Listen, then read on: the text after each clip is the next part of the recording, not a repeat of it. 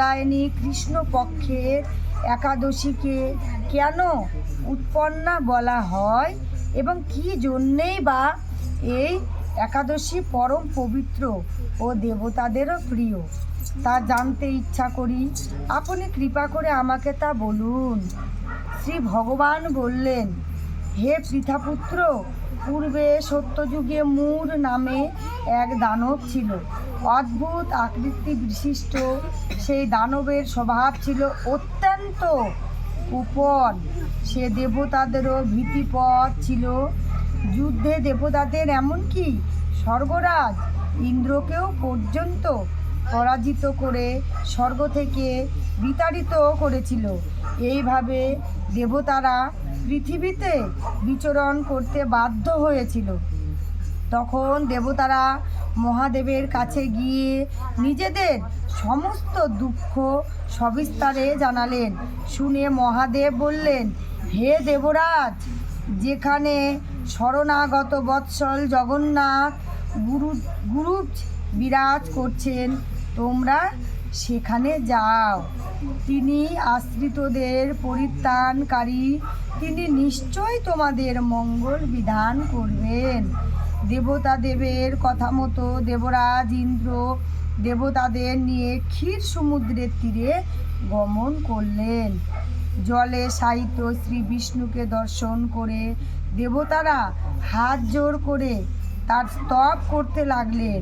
স্তুতির মাধ্যমে নিজ নিজ দৈন্য ও দুঃখের কথা তারা ভগবানকে জানালেন।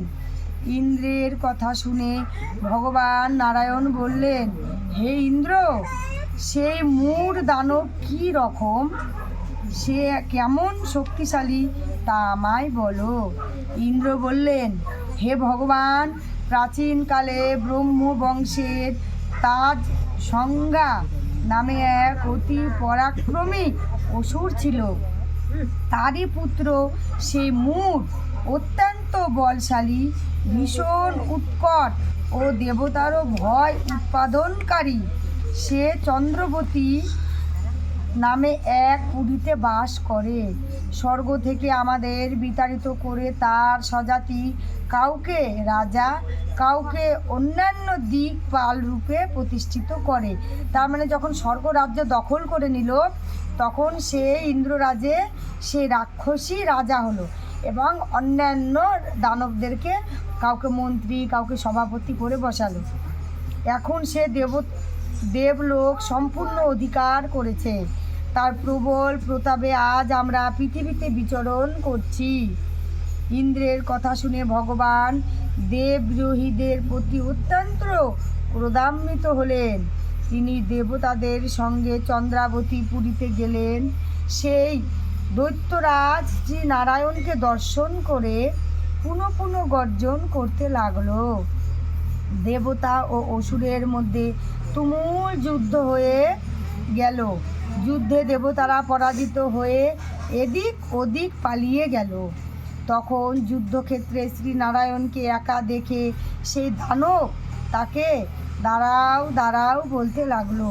শ্রী ভগবানও ক্রোধ গর্জন করে বললেন, হে দুরাচার দানব, আমার বাহুবল দেখো।